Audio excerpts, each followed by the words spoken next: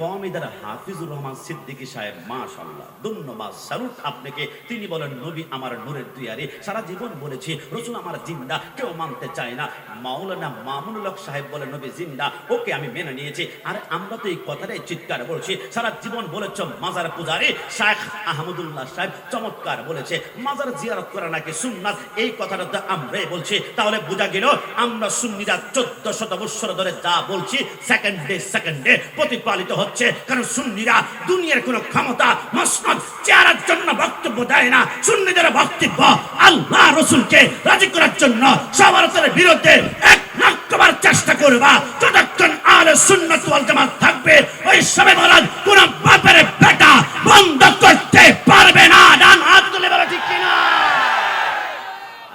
ইমামুল আউয়ালিন আল আখিরিন বাহার সাদাকা রাহমাতাল লিল আলামিন সাইয়্যিদুল কাওনাইন খাতিমুল মুরসালিন আখিরামান বুদে ফখরুল আউয়ালিন শুধু আজদাস রহমতাল লিল আলামিন মসজিদে ও শুদ হামারো ওয়ে জমিন।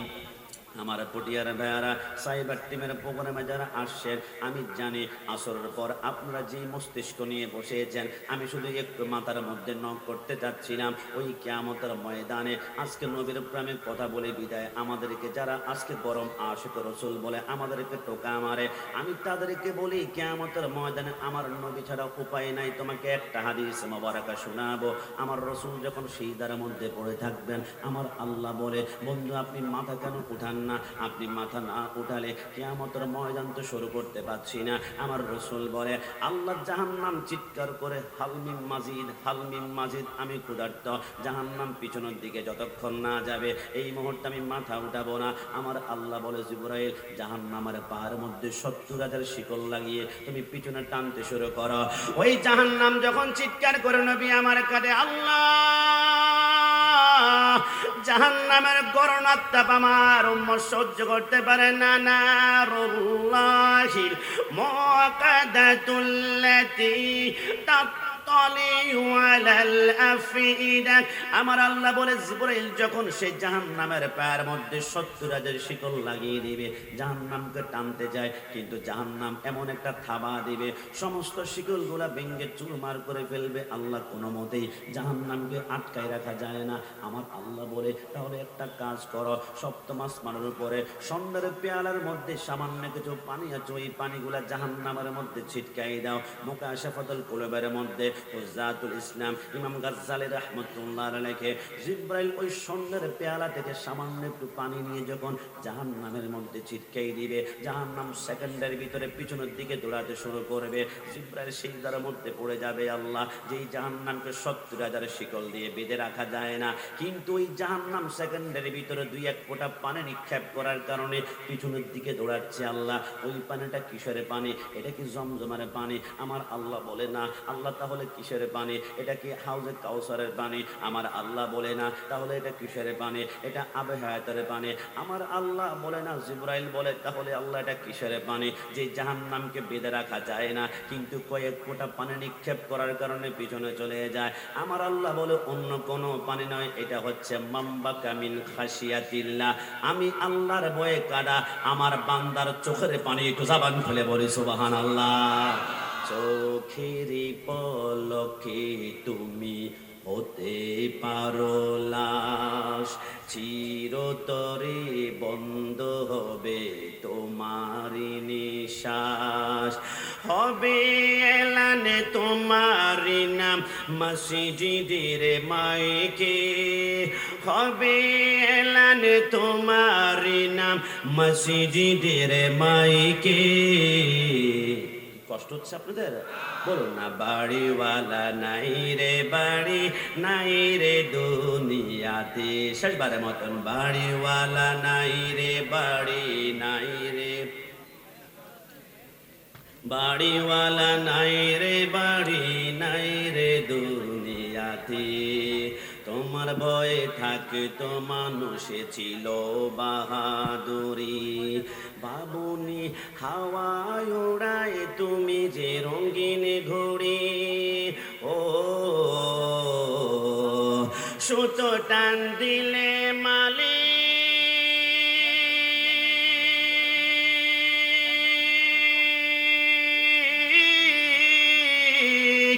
সুতো টান দিলে মালিক পারবে না থাকিতে, বাড়িওয়ালা নাই রে বাড়ি নাই রে দুনিয়াতে। জবান খুলে বলুন, ওই কিয়ামতের ময়দানে আমার নবী ছাড়া কোনো উপায় আছে? না, জবান খুলে বলতে হবে উপায় আছে। ডান হাত তুলে একটা সমর্থন দিন, উপায় আছে। আজকে পটিয়ার ভাড়া সাইবার টিমের প্রোগ্রামে আমি অনেকবার ভাবি, আসলে আল্লাহ কিয়ামতের ময়দান কেন সৃষ্টি করেছেন? আল্লাহ সত্যিকার অর্থে বলুন তো, কিয়ামতের ময়দানের পর কে জান্নাতে যাবে, কে জাহান্নামে যাবে? 50,000 বছর পরে আল্লাহ আপনি কি এখন থেকে সবকিছু জানেন? আমার আল্লাহ বলে, ইন্নাল্লাহ আলা কুল্লি শাইইন কাদির। কিয়ামতের 50,000 বছরের পরে কে জান্নাতি, কে জাহান্নামী, আমি আল্লাহ সব জানি, আমি আল্লাহ সব জানি। আল্লাহ আপনি যদি সবকিছুই জানেন, তাহলে কিয়ামতের ময়দানে 4টা স্টেশন আবার কেন দিয়েছেন? একটা মিজান, একটা ফুলসরাত, একটা হাউজে কাউসার, একটা মাকামে মাহমুদ। আমার আল্লাহ বলে, কিয়ামতের ময়দান তো আমি আল্লাহর পাওয়ার দেখানোর জন্য বানাইনি, কিয়ামতের ময়দান তো আমি আল্লাহর আজমত দেখানোর জন্য বানাইনি। আল্লাহ কেন বানিয়েছেন? আমার আল্লাহ বলে, মানজাল্লাযী ইয়াশফাউ ইনদাহু ইল্লা বিইذনিহি। কিয়ামতের ময়দান বানিয়েছি আরশে হক হে মসনদে রিফআত রাসূলুল্লাহ কি দেখনি হ্যাঁ হাসর মে ইজ্জত রাসূলুল্লাহ কি। কিয়ামতের ময়দান বানিয়েছি আমার বন্ধুর পাওয়ার দেখানোর জন্য, আমার বন্ধুর শান দেখানোর জন্য, আমার বন্ধুর আজমত দেখানোর জন্য। কারণ দুনিয়াতে আমার ডানে, আমার বামে, আমার সামনে, আমার পিছনে অনেক বাতিল আছে। এরা বলে 1971 সালে দেশ স্বাধীন করেছি, স্বাধীন দেশের নাগরিক আমি, আমার জবান দিয়ে যা মন চায় আমি তা বলবো। নবী আমার মতো, নবী মাটির মানুষ, নবী আমার মতো খায়, নবী মাটির সাথে পচে গিয়েছে। আমার আল্লাহ বলে, দুনিয়াতে নিজ ইচ্ছা মতো কথা বলেছ, কিন্তু কিয়ামতের ময়দানে তোমার জবান দিয়ে আর একটা কথাও তুমি বলতে পারবে না। আল ইয়াউমা নাখতিমু আলা আফওয়াহিহিম ওয়া তুকাল্লিমুনা আইদিহিম ওয়া তাশহাদু আরজুলুহুম। কিয়ামতের ময়দানে প্রত্যেকের জবান আমার আল্লাহ বন্ধ করে দিবে। তার হাত কথা বলবে, পা কথা বলবে, মুখের মধ্যে কষ্টিম, এমনকি 5টা আঙ্গুল কথা বলবে, হঠাৎ করে 20টা আঙ্গুল কথা বলবে। ওগো আল্লাহ, আপনার বন্ধু সরকার মদিনার নাম যখন পটিয়া কওমি মাদ্রাসার মসজিদের ভিতর থেকে আল্লাহু আকবার বলে আযান দেওয়া হয়, তখন সুন্নি মুসলমানরা পটিয়া উচ্চ বিদ্যালয় মাঠে রাসূলের নাম যখন শুনে আশহাদু আন্না মুহাম্মদ রাসূলুল্লাহ আর 20টা আঙ্গুলের মধ্যে চুমা খায়। আমার আল্লাহ বলে, তাই নাকি? ওগো আল্লাহ, হ্যাঁ, আমরা কি বলি? কুররাতু আইনি বিকা ইয়া রাসূলুল্লাহ, নবী আপনি হচ্ছেন আমার চোখের মণি। আমাদেরকে বিদআতি বলে গালি দিয়েছে, জিলাপি খোর বলে গালি দিয়েছে, তাবারক খোর বলে গালি দিয়েছে। ওগো আল্লাহ, তারপরে চুমা বন্ধ করে নাই, মৃত্যুর আগ পর্যন্ত সুন্নিদের নিঃশ্বাস কতক্ষণ থাকবে রাসূলের নামের চুনা কোন বাতিল বন্ধ করতে পারবে না। ডান হাত তুলে বলো ঠিক কি না? আমার ভাইরা, আমরা সুন্নিদের কয়েকটি অপরাধের মধ্যে, যুবক আমি তোমাদেরকে বলবো, তোমরা ভয় পেও না। আমার যুবক ভাইরা, তোমাদেরকে ভয় পেও না। কেন বলছি জানো? কারণ তোমরা নবীর পথে আছো বিদায় তোমাদেরকে বিদআতি বলে গালি দিবে, মাঝে মাঝে তোমাদেরকে মাজার পূজারি বলে গালি দিবে, মাঝে মাঝে তোমাদেরকে জিলাপি খোর, তাবারক খোর বলে গালি দিবে। কসম খোদার, বিদআতি বলে যারা আমাদেরকে গালি দেয়, এরা নিজেরা বিদআত করে, তো ওরা বিদআত থেকে বাঁচার জন্য আমাদেরকে প্রোটেকশন হিসেবে কাজ করায়। কিন্তু মনে রেখো, সুন্নিরা বিদআতি নয়। আমি 3 মিনিটে তোমাদের সামনে গবেষণামূলক একটা বক্তব্য দিচ্ছি, পরিসংখ্যানের রেজাল্ট তোমরা মিলাতে হবে। আমার সাউন্ড ডানে বামে সামনে পিছনে যারা যাচ্ছে যেইখানে শুনতে পাচ্ছ, বলুন তো আমরা সুন্নিরা বেদাতি নাকি জান্নাতি? আমি যদি আপনাকে প্রশ্ন করি, who is the founder of Wahhabism, ওহাবিইজমের প্রতিষ্ঠাতাকে, আপনি বলবেন আব্দুল ওহাব নজদি। আমি যদি প্রশ্ন করি, who is the founder of Deobandism, দেওবন্দিইজমের প্রতিষ্ঠাতাকে, আপনি বলবেন কাশেম নানুতুবি। আমি যদি প্রশ্ন করি, who is the founder of Jamaat-e Islami, জামাতে ইসলামের প্রতিষ্ঠাতাকে, আপনি বলবেন আবুল আলা মওদুদি। আমি যদি প্রশ্ন করি who is the founder of Qadiani, কাদিয়ানির প্রতিষ্ঠাতাকে, আপনি বলবেন মির্জা গোলাম আহমদ কাদিয়ানি। আমি যদি প্রশ্ন করি আহলে হাদিসের প্রতিষ্ঠাতাকে, who is the founder of Ahle Hadith, আপনি বলবেন ইবনে তাইমিয়া। কিন্তু আমি যদি প্রশ্ন করি who is the founder of আহলে সুন্নাত ওয়াল জামাত, আহলে সুন্নাত ওয়াল জামাতের প্রতিষ্ঠাতাকে, ওয়ান পারসন সাইয়্যিদুল মুরসালিন, খাতামুন নবিয়্যিন, শাফিউল মুসলিমিন, আনিসুল গারিবিন, রাহমাতুল লিল আলামিন, রাহাতুল আশিকিন, মুরাদুল মুশতাকিন, শামসুল আরিফিন, মিসবাহুল মুকাররাবিন, সাইয়্যিদুস সাকালান, নবিউল হারামান, ইমামুল কিবলাতান। তাহলে বোঝা গেল বিদআত মানে নতুন কিছু আবিষ্কার করা। নতুন দল আমরা বানাইনি, নতুন দল বানিয়েছ তোমরা, নতুন নেতা বানিয়েছ তোমরা, নতুন গ্রুপ বানিয়েছ তোমরা। আমরা তো 1400 বছর আগে নবী যেই দল দিয়ে গিয়েছে আহলে সুন্নাত ওয়াল জামাত, ওই দল করছি। মনে রেখো, আমরা বিদআতি নয়, সুন্নিরা একমাত্র আহলে সুন্নাত ওয়াল জামাত জান্নাতি। ডান হাত তুলে বলো ঠিক কি না?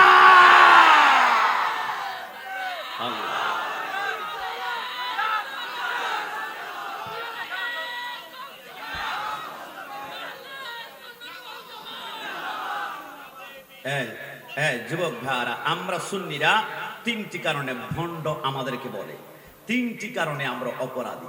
এক নম্বর অপরাধ, নবীকে ভালোবাসি বলে সুন্নিদের বড় অপরাধ। ডান হাত তুলে বলো ঠিক কি না? নবীকে ভালোবাসি যদি সুন্নিদের অপরাধ হয়ে যায়, তাহলে সেই অপরাধী হয়েছে হযরতে বিলাল রাদিয়াল্লাহু তাআলা আনহু, সেই অপরাধী হয়েছে হযরতে হামজালা, সেই অপরাধী হয়েছে হযরতে আমির হামজা, সেই অপরাধী হয়েছে আমার রাসূল। যখন মক্কা থেকে মদিনায় হিজরত করলেন, সাহাবায়ে কেরামের সংখ্যা বাড়তে বাড়তে যখন 1400 হয়ে গেল, আমার নবী বলে সাহাবায়ে কেরাম, যে মক্কাতে আমরা মদিনাতে আজকে আগমন করলাম, এইখানে জনসংখ্যা বাড়তে বাড়তে এখন আমাদের জনসংখ্যা বৃদ্ধি হয়ে গিয়েছে। নবী একটু পারমিশন দিলে খেজুর গাছের পাতাগুলো আমরা ভেঙে নতুন একটা মসজিদ করব, মসজিদে নববী। আমার নবী বলে করো। সমস্ত সাহাবায়ে কেরাম মসজিদে নববীর সমস্ত পাতাগুলা ছিঁড়ে ফেলতে লাগলো। হঠাৎ করে রাসূলুল্লাহ যেই খেজুর গাছের সাথে হেলান দিয়ে খুতবা দিত, ওই খেজুর গাছ যখন 11 জন ধরে উপড়ায় ফেলেছিল, হঠাৎ করে খেজুর গাছের ভিতর থেকে কান্নার আওয়াজ বের হলো। আমার রাসূলের কাছে গেল, নবী খেজুর গাছ কান্না করে। আমার নবী দৌড়াতে শুরু করলো। মাদারাজুন নবুয়তের মধ্যে রেখে আমার রাসূল খেজুর গাছের সামনে এসে বলে, কিরে খেজুর গাছ কি হয়েছে? রাসূল, আপনি থেকে আমাকে জুদা করে ফেলেছে, আপনি থেকে আমাকে আলাদা করে ফেলেছে, আপনার শরীরের স্পর্শ আর বুঝি আমি পাবো না। আমার নবী বলে, কাঁদো না, তোমাকে দুনিয়ার সবচেয়ে লম্বা গাছ বানিয়ে দিলাম, তুমি কি এখন খুশি? না না। দুনিয়ার সবচেয়ে বড় গাছ বানিয়ে দিলাম, এখন খুশি? না না। দুনিয়ার সবচেয়ে সুস্বাদু ফলের গাছ বানিয়ে দিলাম, এখন খুশি?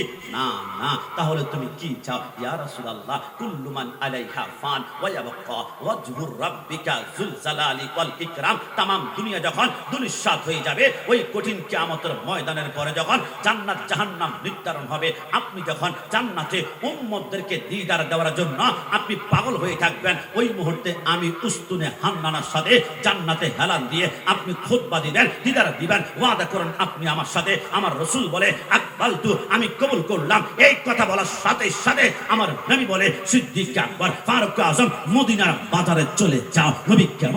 আমার নবী বলে, দাফনের কাপন ব্যবস্থা করা। নবী কে মৃত্যুবরণ করেছে? কেউ তো মরে নাই। আমার নবী বলে, কাপন আনো, কাপন আনো, কাপন আনো। নবী কেন?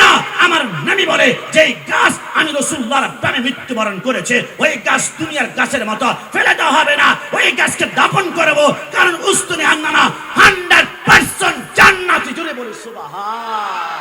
এবার পটিয়ার ভাইরা, আমি আবারও আমার কওমি ভাইদের দৃষ্টি আকর্ষণ করছি। কওমি ভাইরা, আমরা সবাই প্রশ্ন করি, উস্তুনে হান্নানা তুমি নাকি জান্নাতে যাবা? বলে, রাসূল যেহেতু বলেছে জান্নাতে যাব, তো জান্নাতে যেহেতু যাবা, কয় ওয়াক্ত নামাজ পড়েছ, কয়টা রোজা রেখেছ, কয়টা হজ করেছ, কয়টা যাকাত দিয়েছ?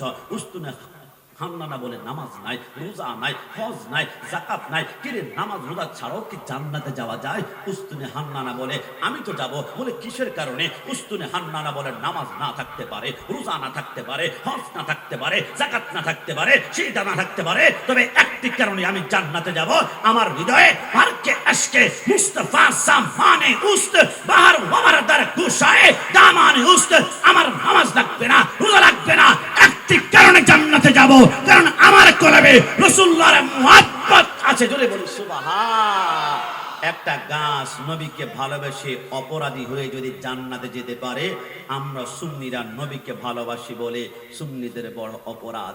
2 নম্বর অপরাধ, অলি আল্লাহকে ভালোবেসে বলে সুন্নিদের বড় অপরাধ। আমাদের চট্টগ্রামের জাহাঙ্গীর হুজুর মাইজবান্ডার দরবার শরীফ জিয়ারতে গিয়েছিল। কেমন দৃশ্য হয়েছে না হয়েছে ব্যাখ্যা করব না, তবে সমস্ত বাতিলের মাথার টনক নড়তে শুরু করলো, তাদের শরীরের রক্ত গরম হয়ে গেল। কিন্তু মনে রেখো, আমরা সুন্নিরা 1 লক্ষ বার মাজার পূজারি বলবা, একবারও মাজার থেকে আমাদেরকে সরাতে পারবে না, সরাতে পারবে না, সরাতে পারবে না। কেন জানো? কারণ আমি মাজারে যাই কেন? আমি একবার চট্টগ্রাম আদালতে আর ঢাকা জজ কোর্টে গিয়েছিলাম। আমি দেখলাম সেইখানে 3টা অপশন, একটা কাঠগড়ায় আসামি দাঁড়িয়ে থাকে, আর একটা জজ সাহেব বিশাল একটা চেয়ারের মধ্যে বসে থাকে, আর মধ্যখানে লম্বা একটা টুলটা কেন? বলে একজন অপরাধী 1 লক্ষ বার চিন্তা করলো, তিনি জজ সাহেবের সাথে কথা বলার সুযোগ নাই। জজ সাহেবের সাথে যদি কথা বলতে হয়, মধ্যখানে একজন অ্যাডভোকেট নিযুক্ত করতে হবে, উকিল নিযুক্ত করতে হবে। তো দুনিয়ার আদালতে একজন অপরাধী যদি জজ সাহেবের সাথে কথা বলার জন্য মধ্যখানে উকিল লাগে, তো আমি গোলাম রাব্বানী কাশিমি তো অপরাধী, আমি তো মুসলিম, আমি তো গুনাহ করেছি, আমি পাপ করেছি, তো আমি আল্লাহর কাছে চাইতে আমার লজ্জা লাগে। এই জন্য আমি একজন উকিল নিযুক্ত করলাম। আমার উকিলের নাম গাউসুল আজম মাইজবান্ডারি, আমার উকিলের নাম শাহ সিরকুর, আমার উকিলের নাম হযরত আমানত শাহ, আমার উকিলের নাম শাহজালাল শাহপুরান, আমার উকিলের নাম হচ্ছে হযরত খাজা গরিবে নওয়াজ, আমার উকিলের নাম আব্দুল কাদের জিলানী। আমার আল্লাহ বলে, কাশিমি তোমার দরখাস্ত আমি কবুল করতাম, তবে 1 মাস লাগতো, 2 মাস লাগতো, 3 মাস লাগতো, কিন্তু যার মাধ্যমে দরখাস্ত আমার কাছে দিয়েছ সে তো আমার বন্ধু। লা ইয়াসালু আবদি ইয়াতাকাররাবু ইলাইয়া বিন নওয়াফিলি হাত্তা উহিব্বাহু ফাইদা আহবাবতুহু সামাহুল্লাযী ইউসবিহু বিহি ওয়া মাসরাহুল্লাযী ইবসিরু বিহি। ওই আল্লাহর ওলির কাছে যখন দরখাস্ত দিয়েছ, তার হাত আমার হাত, তার পা আমার পা, তার চোখ আমার চোখ, তোমার দরখাস্ত ওই বন্ধু উকিলের কারণে 1 সেকেন্ডে কবুল করে ফেললাম। জোরে বলি সুবহান। 2-3 নম্বরে বাতিলের বিরুদ্ধে গর্জন দেয় বিদায় সুন্নিরা অপরাধী। তবে একটা কথা মনে রাখবেন, গত 3 দিন পূর্বে দেখলাম ঢাকা বইমেলা প্রকাশনের পক্ষ থেকে যখন বইমেলা হবে, আহলে হাদিস, খারেজি, কওমি বায়রা, চরমনাই পীর সাহেব সবাই এক টেবিলে বসে বক্তব্য দিচ্ছে। আমি অনেক ভাবলাম একজন সুন্নি আলেমকে আমি সেইখানে দেখলাম না। সব গণনার আলেম একসাথে হলো, সুন্নিরা আতাত জীবনে করবে না। সব দল যারা আছে সবার গোড়া একটা রসুনের গোড়া যেমন এক জায়গায়, আর কুয়াগুলা ভিন্ন জায়গায় একসাথে আসে। সমস্ত বাতিল একসাথ হতে পারে, কিন্তু সুন্নিদের জীবন যাবে, তারা একসাথ হবে না। শহীদ নুরুল ইসলাম ফারুকী আমাদেরকে শিক্ষা দিয়েছে, সুন্নিদের গলা থেকে রক্ত বের হবে, শরীর থেকে মাতালাতা হবে।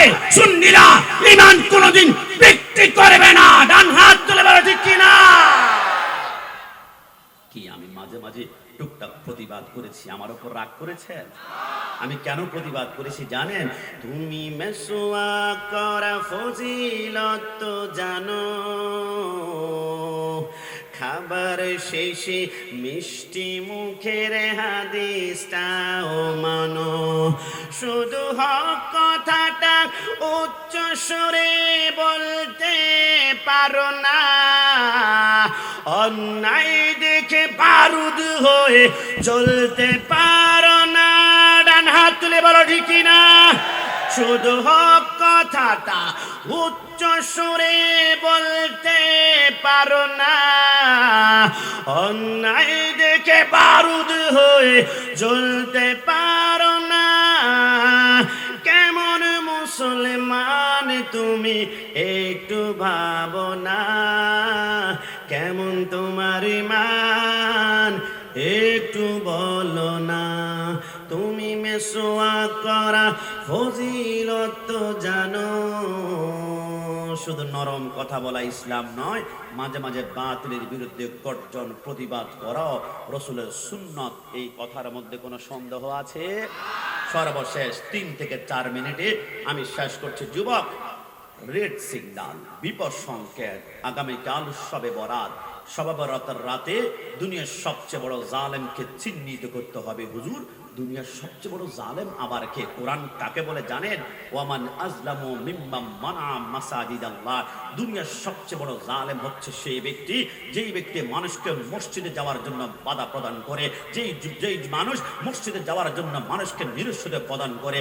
আগামীকাল রাতের বেলায় শবে বরাতে অনেক মসজিদে অনেকে তালা মেরে দিবে, অনেক মসজিদের ভিতরে মানুষকে যাওয়ার জন্য নিরুৎসাহিত করে বলবে এটা বিদআত, এটা হারাম, এটা করা যাবে না। কিন্তু আমরা বলি লাইলাতুল মুবারাকা, কোরআন বলে, হাদিস বলে। 3 বছর থাকার পরে এখন গতকালকে তিনি বক্তব্য দিচ্ছেন শবে বরাতের উপর 15টা হাদিস আমি পেয়েছি। কিরে ভাই, এতদিন পর্যন্ত শবে বরাত পাও না, কারাগারে ঢুকার পরে শবে বরাত যেতে পেয়ে গিয়েছ? বাংলাদেশ প্রাইম মিনিস্টার গোয়েন্দা সংস্থার কাছে একটা প্রার্থনা করব, যারা শবে বরাত পায় না প্রত্যেকে একবার হলো কারাগারের ভিতরে ঢুকানো দরকার। এরা কারাগারে ঢুকলে এরা রিসার্চ করবে, এরা তথ্য বের করবে, এরা লেখাপড়া করে, এরা শবে বরাত পাবে। কিন্তু আমরা সুন্নিরা বলেছি শবে বরাত ছিল, শবে বরাত আছে, শবে বরাত থাকবে। কারণ এই সুন্নিরা যা বলে মৃত্যুর আগ পর্যন্ত তা দানায় দানায় প্রতিফলন হবে। আমরা সারা জীবন বলেছি নবী নূর, কেউ মানতে চায় না। কিন্তু কওমিদার হাফিজুর রহমান সিদ্দিকী সাহেব, মাশাআল্লাহ, ধন্যবাদ, স্যালুট আপনাকে। তিনি বলেন নবী আমার নূরের দুয়ারে। সারা জীবন বলেছি রাসূল আমার জিন্দা, কেউ মানতে চায় না। মাওলানা মামুনুল হক সাহেব বলে নবী জিন্দা, ওকে আমি মেনে নিয়েছি। আর আমরা তো এই কথাটাই চিৎকার বলছি। সারা জীবন বলেছ মাজার পূজারী শেখ আহমদুল্লাহ সাহেব চমৎকার বলেছে মাজার জিয়ারত করা নাকি সুন্নাত। এই কথাটা তো আমরাই বলছি। তাহলে বোঝা গেল আমরা সুন্নিরা 1400 বছর ধরে যা বলছি সেকেন্ডে প্রতিপালিত হচ্ছে। কারণ সুন্নিরা দুনিয়ার কোনো ক্ষমতা মসনদ চেয়ারের জন্য বক্তব্য দেয় না। সুন্নিদের বক্তব্য আল্লাহ রাসূলকে রাজি করার জন্য সবার বিরুদ্ধে এক লক্ষবার চেষ্টা করবা। যতক্ষণ আহলে সুন্নাত ওয়াল জামাত থাকবে ওই শবে বরাত কোন বাপের বেটা বন্ধ করতে পারবে না। ডান হাত তুলে বলো ঠিক কিনা?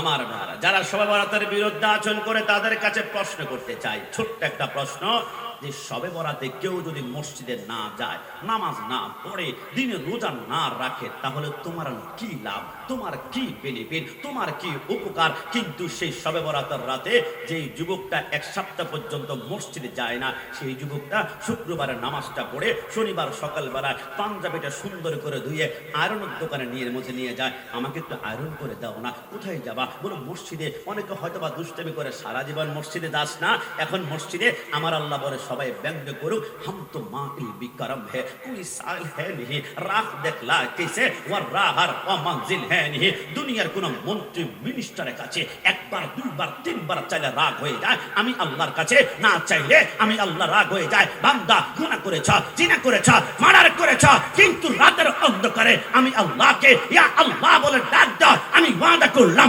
তুবু ইলাল্লাহি তাওবাতুন নাসুহা, একবার ডাক দিলে শবে বরাতের রাতে আমি 70 বার তোমার ডাকে সাড়া দিব। চিৎকার মেরে বলে সুবহান। সেই শবে বরাতের রাত পালন করব। তবে আবার কিছু অতিরিক্ত কাজও আমরা করি, যেগুলা আমাদের শবে বরাতের রাতে করাটা একদম অন্যায়, এটা মাকরুহ, করা যাবে না। তার মধ্যে 1 নম্বরে আতশবাজি। চট্টগ্রামের অনেক এলাকায় দেখি মাগরিবের আজানটা নামাজটা পড়ে অনেকে বাজি উঠায়, আতশবাজি উঠায়, অনেকে আসমানের দিকে বোম, অনেকে মানুষ নিক্ষেপ করে। কিন্তু ইসলাম কখনো সমর্থন করে না। যে শবে বরাতের রাতে আমার রাসূল নামাজ পড়তে পড়তে পা দুইটা ফুলে ফেলেছিল, যে শবে বরাতের রাতে রাসূলুল্লাহ জান্নাতুল বাকির মধ্যে গিয়ে চোখের পানিগুলা ছেড়ে ছেড়ে আল্লাহর কাছে কান্না করেছিল, সেই রাতে কান্না হবে, পা ফুলানো হবে, সেইটা হবে। 2 নম্বরে শবে বরাতের রাতে যে মাজারের ভিতরে উপরে লাইট আছে, এনার্জি বাল্ব আছে, টিউব লাইট আছে, লাইটের ছড়াছড়ি, সেইখানে মোমবাতি জ্বালানো ইসলাম সমর্থন করতে পারে না। কারণ কি? এটা একটা অপচয়ের পর্যায়ে চলা যায়। আজ থেকে 40 বছর আগে কারেন্ট ছিল না, গ্রামের রাস্তা দিয়ে মানুষ হাঁটতে পারবে না, কবর জিয়ারত করতে পারবে না, মাজারে গেলে কোরআন তেলাওয়াত করতে পারবে না। তাই 1টা 2টা 50টা মোমবাতি জ্বালিয়ে আলোকিত করে কোরআন তেলাওয়াত করার সুযোগ করে দেওয়া হতো। কিন্তু এখন তো কারেন্ট আমাদের ঘরে ঘরে আছে, করজোরে প্রার্থনা করব এমন জায়গায় মোমবাতি জ্বালাবেন না যেটা অপচয় হয়ে যাবে, আর অপচয়কারী আমার আল্লাহ কখনো পছন্দ করে না। 3 নম্বরে হালুয়া রুটি 100% আমরা করব। যে কাজ করলে বাতিল গরম হয়ে যাবে ওই কাজ আমরা করব। তবে ওই হালুয়া রুটি আমরা কোনো বাতিলকে দিব না। সুন্নি আলেম উলামা রোজাদারকে আমরা খাওয়াবো। বেশি করে মিষ্টি খেলে কথা মিষ্টি হবে, চেহারা মিষ্টি হবে, মিষ্টি খেলে রাসূলুল্লাহর সুন্নাত আদায় হবে। যদি বলি সুবহান। তবে হ্যাঁ, হালুয়া রুটি বিতরণ করতে গিয়ে যদি সেখানে নারী পুরুষের অবাধ মেলামেশা হয়, সেইখানে বিলি না করাটাই উত্তম হবে। তবে হালুয়া রুটি এটা করব যেইখানে আমরা মুস্তাহাব আমল হিসেবে করতে পারি। এই জন্য আমরা শবে বরাতের এই কাজ থেকে, যেগুলো গর্হিত কাজ, এইখান থেকে নিজে আমরা হেফাজত রাখতে পারি। এবং আল্লাহ আমাদেরকে আজকের এই সাইবার টিমের পক্ষ থেকে, আজকের এই আজিমুসান তাফসিরুল কোরআন মাহফিল থেকে মৃত্যুর আগ পর্যন্ত শবে বরাতের পক্ষ থেকে আল্লাহকে রাজি করার তৌফিক দান করুন। সবাই উচ্চ আওয়াজে একবার বলি আমিন। জবান খুলে বলি আমিন। গোলামান মুস্তফা जान देने से नहीं डरते, ये सर कट जाए ये रह जाए कुछ परवाह नहीं करते। अस्सलामु अलैकुम व रहमतुल्लाहि व बरकातहू।